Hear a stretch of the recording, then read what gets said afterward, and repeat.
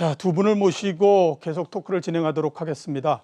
김한진 KTB 투자증권 수석연구위원, 김영렬 교보증권 리서치센터장 나오셨습니다. 예, 안녕하십니까? 네, 안녕하세요. 예, 오래 기다리셨습니다. 오늘 날이만큼 일단 그 삼성그룹과 관련해서 질문을 좀 잠깐 좀 드리고 본격적으로 시장에 대해서 한번 좀 여쭤보도록 하겠습니다. 박사님께 먼저 한번 여쭤볼 게 삼성의 사업과 관련한 부분들입니다. 그 이건희 회장 같은 경우가 그러니까 이제 그 제일 처음에 취임할 때 우리나라에는 4대 그룹 체제였었죠. 근데 지금은 이제 원탑이 된 상태입니다. 그거는 이제 제가 봤을 때 역시 이제 그 삼성전자를 중심으로 하는 IT, 특히 반도체가 굉장히 이제 그 맹위를 떨쳤기 때문이다라는 생각이 드는데 앞으로 삼성그룹의 사업 구조 이 부분들에 대해서는 어떻게 지금 보십니까? 네, 아직 뭐 기업 지배 구조 재편과 관련해서 예. 뭐 그룹의 지금 공식적인 뭐 발표라든지 또 이런 설명이 없기 때문에 예. 다만 이제 추측성으로 구조 재편에 대해서 뭐 여러 가지 얘기가 오고 갈 것 같은데요. 예. 분명한 거는 아무래도 이제 이재용 부회장 체제로 이제 완전히 이제 넘어가면서 예. 뭔가 그룹의 어떤 초일류 경영에 대한 뭐 재선언이라든지 내지는 뭐 M&A라든지 어떤 더 이렇게 그 글로벌 국제 초인류 기업으로서 삼성전자 혹은 삼성그룹 전체가 가기 위한 뭔가 이런 걸 준비를 하고 있지 않을까 이렇게 추측을 해볼 수가 있고요. 예. 그 지배구조와 관련해서는 생각보다는 조금 시간이 걸릴 것이다. 그렇겠죠. 네, 예. 굉장히 좀 복잡한 이슈고 또 법적으로도 굉장히 여러 가지 문제가 있기 때문에 아마도 당장 뭐 그룹 간의 이제 합병이라든지 분리라든지 뭐 이런 부분, 지분의 어떤 변화 이런 부분에 대해서는 시장의 기대보다는 상당한 시간이 좀 걸릴 것이고 예. 그것보다는 이제 삼성그룹 전체의 어떤 여러 가지 새로운 선언이라든지 변화 이런 부분들을 조금 연말 연초에 기대해 볼 수 있지 않을까 이런 생각을 해봅니다. 예. 센터장님은 어떻게 보십니까? 아무래도 현재까지 새로운 사업에 가장 역점을 두는 부분으로 바이오를 지금 꼽는 사람들이 굉장히 많은데 앞으로 사업 전체적인 구조 어떻게 변화할 거라고 보십니까? 뭐 사실 삼성도 이제 다음 스테이지를 준비하기 그렇죠. 위해서 예, 예. 어떤 성장 목표를 제시할 수 있는 것인가 이 부분이 가장 중요할 수가 있겠고요. 특히 이런 그 가업에 대한 어떤 승계 과정에서는 항상 그런 이슈가 다뤄질 수밖에는 없죠. 예. 대표적인 예가 현대그룹 같은 경우가 대표적인 예가 될 수 있습니다. 사실 현대그룹도 이제 뭐 형제인 아니라든지 여러 가지 어떤 내용을 겪었었던 부분들도 있지만 어쨌든 주현대 그리고 현대차 그리고 현대중공업 등과 같은 이런 계열 분리 등을 통해서 어떤 각자에 대한 전문화를 가져갔었던 부분 등은 있거든요. 그렇죠. 그래서 현대그룹 이전에 이던 그 계열 분리된 기업들에 대한 시총에 대한 사이즈가 3배 이상 커지게 되는 그런 변화들을 보였습니다. 물론 이런 장점을 갖는 측면들도 분명히 있지만 계열사들에 대한 어떤 분리 등을 통해서 업황 변화의 상당히 위험에 대한 노출 빈도가 커진다라는 단점들도 분명히 있겠죠. 그래서 삼성그룹도 그런 여러 시행착오와 성공 사례, 실패 사례 등에 대한 부분들을 가지고 다음 스테이지를 위한 여러 성장 전략들을 준비들을 하게 될 겁니다. 단순히 뭐 지배구조 관련된 부분을 가지고 현재 주가에 대한 향방을 진단하는 것이 좀 쉽지는 않은 부분이 있다고 보고요.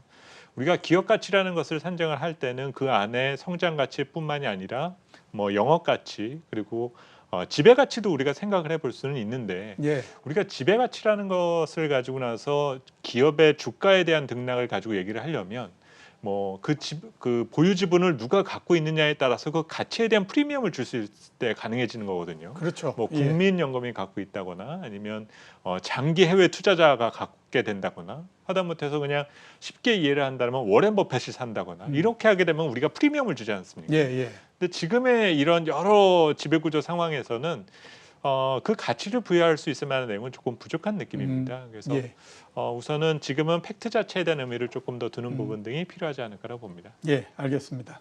자, 삼성그룹 관련해서는 이 정도로서 마무리를 짓고요. 시장에 대해서 한번 좀 여쭤보도록 하겠습니다. 그 센터장님께 한번 여쭤봐야 될 부분이 최근에 보면 뭐 그 해외 시장도 그렇지만 우리나라 시장도 그다지 힘을 받고 있다라는 생각이 들지는 않습니다. 그래서 이렇게 그 힘이 좀 빠지고 있는 그 상황 속에서 우리가 어떤 그 국내 시장과 관련해서 국내 시장에서 어떤 쪽에 지금 좀 포인트를 주고 시장을 봐야 될지 한번 좀 말씀해 주시겠습니까? 우선은 이제 11월 시장을 앞두고 시장 참여자들은 상당히 합리적인 선택을 했다라고 저는 개인적으로 생각이 드는데요. 예. 뭐 여러 가지 이벤트들이 많습니다. 이번 주부터 시작되는 중국의 오중전회라든지 당장 이제 일주일 앞으로 다가온 미국 대선 등과 관련된 이런 이슈 등이 과연 이 금융시장과 앞으로의 정책 환경에 어떤 변화를 둘 것인가, 이것을 상당히 신중하게 판단하려 하고 있다라는 느낌을 받고 있고요. 그러다 보니까 요즘 뭐 해외에서는 다시금 감염 확산에 대한 문제 등을 다루고 있는데 예. 오히려 투자자분들의 경우는 이벤트와의 거리두기를 상당히 철저하게 지키고 있지 않은가. 그러다 보니까 시장이 뚜렷한 방향성 없이 상당히 경직된 분위기로 나타나주고는 있지만 결국 이 변화의 물꼬를 찾기 위해서는 펀더멘탈한 부분, 그리고 향후에 여러 심리에 영향을 줄 수 있을 만한 이벤트의 결과를 결국 확인하고자 한다라는 부분이죠. 그래서 예.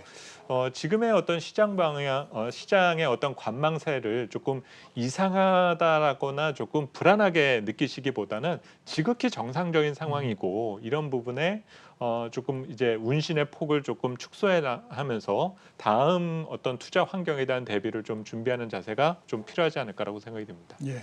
자, 박사님은 국내 시장을 어떻게 보십니까? 앞으로 전망도 어떠시고, 그다음에 지금 어떤 쪽에 포인트를 맞춰서 시장을 보고 계십니까? 네, 앞서 뭐 삼성그룹에 대해서도 말씀을 나눴습니다만은 아무래도 연말까지는 이제 조금 뭐 시기가 또 시기고 해서 예. 뭐 지배 구조라든지 내지는 뭐 배당이라든지 지분 가치 뭐 이런 쪽에 조금 더 시장이 좀 뭐 초점을 둘 것 같고요. 예. 가령 뭐 가봐야 알겠습니다만 삼성그룹 같은 경우도 뭐 삼성물산이라든지 SDS라든지 삼성생명 뭐 앞서 보도에서도 쭉 말씀하셨지만 이런 기업들에 대해서 어떤 지분 가치를 예.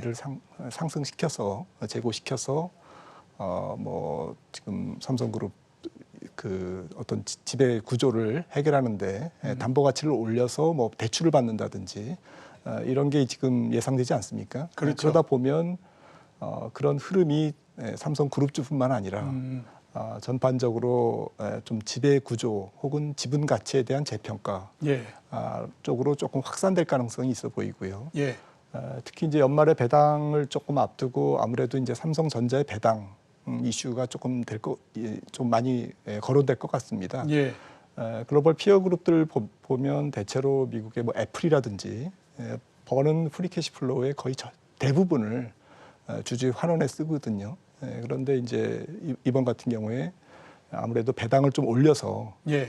조금 이 부분을 해결할 가능성이 있다고 본다면 삼성전자의 배당 증가 가능성 이런 부분에 대해서 시장이 조금 더 관심을 갖고 그런 쪽으로 테마가 형성된다든지 뭐 흐름이 이어지지 않을까 생각이 됩니다. 예, 알겠습니다.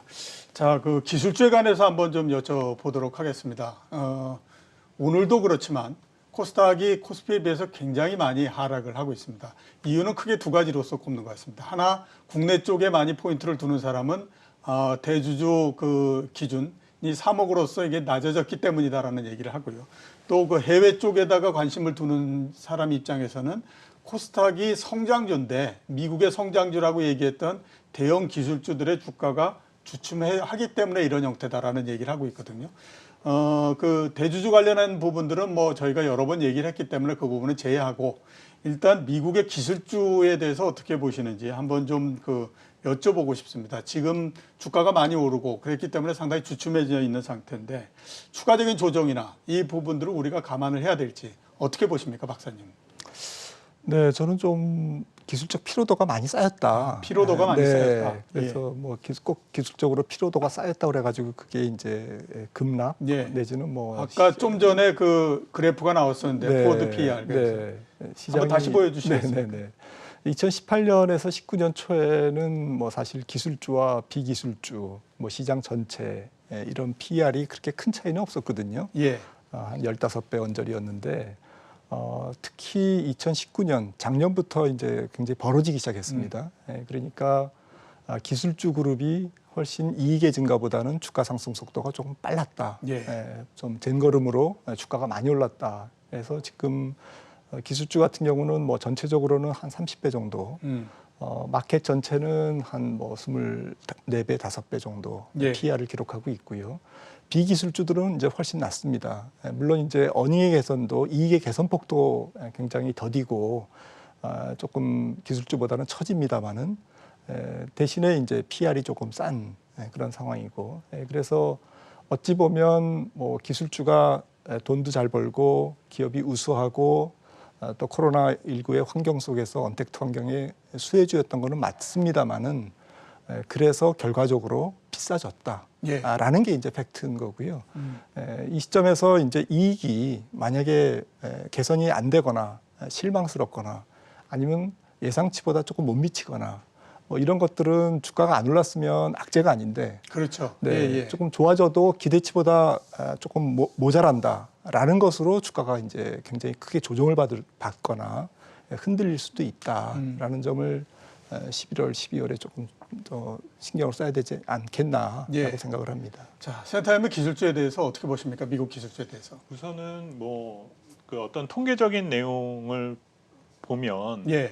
그런 고평가에 대한 논쟁에선 자유로울 수는 없는데요. 그렇죠. 하지만 예, 예. 현재의 어떤 이런 IT 환경이나 우리의 어떤 경제 생활에 대한 패턴 등이 분명한 변화를 보이고 있기 때문에 어떤 밸류에 대한 재배치 과정에 대한 관점에서 우리가 생각해서 본다라면 딱히 비싸다고만 볼 수는 없을 것 같습니다. 특히 지금의 상황에 대한 부분을 IT 버블과 이제 조금 비교를 하는 경우들이 많은데 IT 버블 때도 상당히 어떤 신성장 산업 등 특히 닷컴 기업들에 대한 성장을 우리가 보아왔고 문제는 그들의 그 성장이 제한되면서 무너질 때 나타났었던 현상들을 보게 되면 예. 기존의 성숙 산업과 정통 산업들에 대한 저항이 그 이유가 되었었던 부분이 있거든요. 예. 그러니까 쉽게 말해서 90년대 말 같은 경우에는 유선전화에서 무선전화로에 대한 전환, 그리고 일반적인 손편지에서 전자멜로에 대한 전환, 이런 부분 등에 대한 것들이 있었지 않습니까? 그렇죠. 그러다 보니 전통 기업들에서 있었던 수많은 근로자들은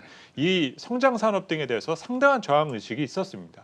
그래서 그에 대한 어떤 제지라든지 이런 부분 등이 있어 왔었는데 지금의 상황을 이렇게 곱씹어 보면은 그런 저항이 있다라는 느낌은 잘 안 받게 되거든요. 오히려 지금 플랫폼 기업에 어떻게 해서든 편승하려 하는 조짐을 보여주고 있다라는 것은 기존의 전통 산업에 대한 밸류를 지금 플랫폼 기업들로 다시금 재배치시켜 가고 있다. 그렇다면 지금 당장 조금 돈을 덜 벌더라도 지금의 어떤 고평가되어 있다라는 인식에 대한 부분 등이 조금은 누그러뜨릴 수 있는 평가도 분명히 가능하지 않을까라는 생각을 해봅니다. 예. 전망은 서로 조금씩 다르신데 공통점은 아무튼 주가는 실적에 비해서는 좀 높은 상태다라고 하는 거에 대해서 이제 비슷하시기 때문에 한번 미국 실적에 대해서 한번 좀 여쭤보도록 하겠습니다. 박사님께 3분기 미국 기업 실적 한번 짚어주시겠습니까? 네, 지금 예상치보다는 상회하고 있고요. 예. 지금 뭐 평균치, 블룸버그 예상치라든지 이런 거에 비하면 15%에서 20% 정도 지금 좋게 나오고 있습니다. 예. 이번 주에 또 실적이 계속 발표가 되기 때문에 특히 중요한 기업들이 많이 발표되죠. 빵 같은 경우가 대체로 지금 목요일 날 많이 발표되고요. 예.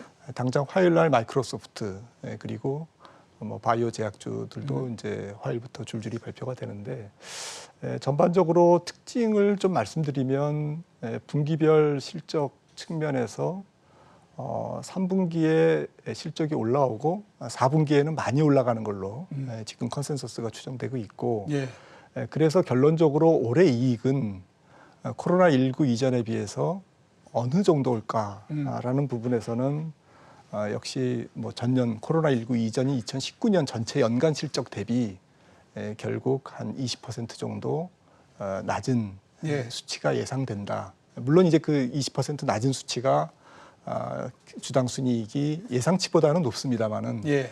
결과치는 전년도 코로나19 전 수준 2019년 전체 대비 20% 정도가 아래에서 예. 형성이 될 거고 2021년에 지금 주식시장에 시선이 가 있을 겁니다. 그렇죠. 아마도 주가는 벌써 내년 상반기를 겨냥하고 있기 때문에 그렇다고 본다면 내년도 전체 미국 기업 이익이 2019년 정도 수준까지 올라오는 걸로. 예.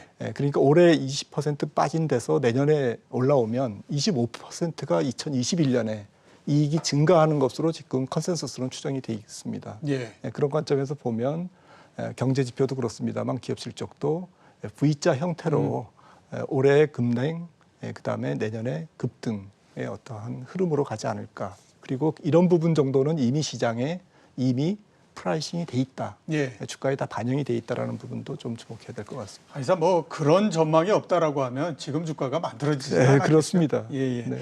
자, 그 센터장님께는 국내 실적에 대해서 한번 여쭤보도록 하겠습니다. 오늘도 삼성전기가 나왔는데 상당히 이익이 좋습니다. 50% 그렇습니다. 정도 네. 증가했기 때문에. 네네.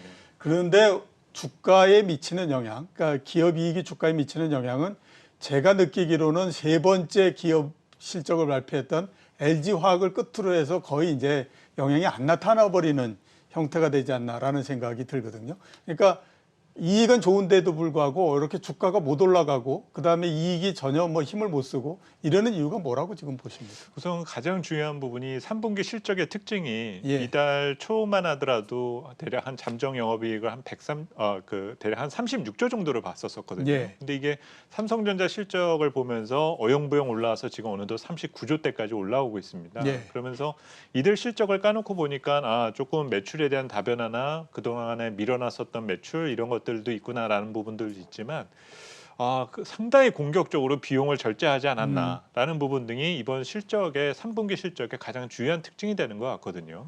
그러면 문제는 아직 뭐 매출단에 있어서의 유의미한 변화가 있는 상황은 아니니 지금의 상황을 추세적으로 믿는 것은 조금 어려운 것은 아니야라는 것들이 투자자의 반응인 것 같고요. 예. 하지만 전략가 입장에서 봤었을 때는 오히려 기대감은 더 커지지 않았나.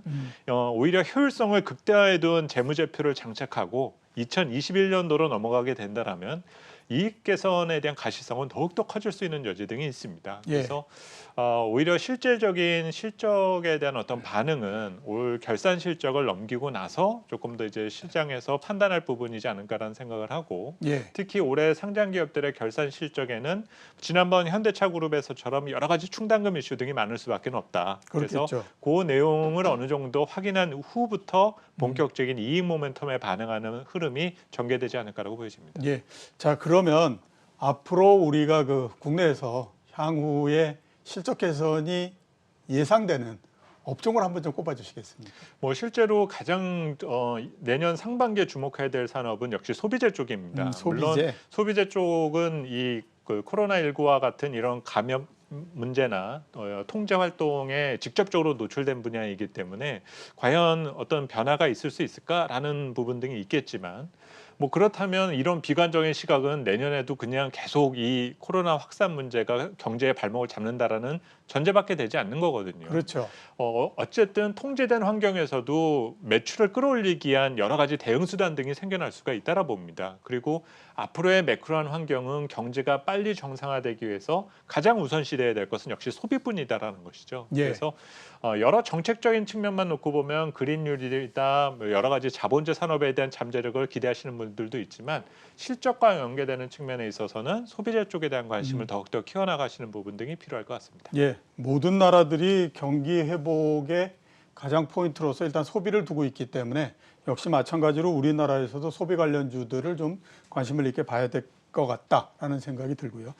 자, 그 박사님께는 미국 금리에 대해서 한번 좀 여쭤보도록 하겠습니다. 지난주에 미국 금리 10년물이 0.86%까지 상승을 네. 했습니다. 이게 그 5월 달에 0.9%까지 올라간 이래로 가장 높은 수준이고요. 한때 가장 낮을 때는 0.5% 수준까지 떨어졌었거든요. 그러니까 상당히 빠른 속도로서 올라왔다 이렇게 보이는데 앞으로 지금까지 미국 금리가 올라온 거하고 앞으로 전망에 대해서 어떻게 지금 보십니까? 네, 앞서 뭐 실적도 말씀드렸고 뭐 경기 흐름도 이 기업 실적하고 비슷하게 간다고 보면 예. 역시 뭐 지금 이번 4분기가 좀 경기가 이제 좀 본격적으로 확장되는 어떤 가교 역할을 한다면 뭐 금리도 자연스럽게 조금 상승 압박이 있죠. 다만 미국의 지금 페드 펀드 목표 금리가 예. 상단이 0.25기 때문에 조금 실질적으로 거래되는 우리로 따지면 콜 금리가 0.25에 좀 근접할 가능성이 있고 예. 그렇다고 보면 10년물 장기 금리가 1% 이상으로 가긴 좀 어렵지만 1% 정도까지는 근접할 가능성이 있다. 예. 그러니까 기준금리 대비 거의 한 100bp 가까운 어떠한 스프레드 스프레드가 격차를 벌어지는. 벌어질 가능성이 있고 그 정도는 뭐 역사적으로 그렇게 큰 무리가 있는 스프레드는 아니거든요. 예. 특히 재정 정책의 확대라든지 내년도 경기 회복에 대한 기대 이런 것들이 조금 더 가세되면 0.8에서 1.0 정도의 지금보다는 조금 높은 수준에서 금리가 형성되면서 주식시장에 조금 부담 요인으로 작용하지 않을까라고 예. 생각을 해봅니다. 추가적으로 올라서 1.0%까지 미국 금리 10년물이 오를 가능성이 있고 단기적으로 미국 시장에 영향을 줄 수는 있는데 일단 전체적으로 1.0%가 그렇게 높은 금리는 아니기 때문에 지속적으로 영향을 주거나 이러지는 않을 거다라고 우리가 정리해 볼 수 있지 않을까 싶습니다. 자, 오늘 나와주셔서 대단히 감사합니다. 예. 감사합니다.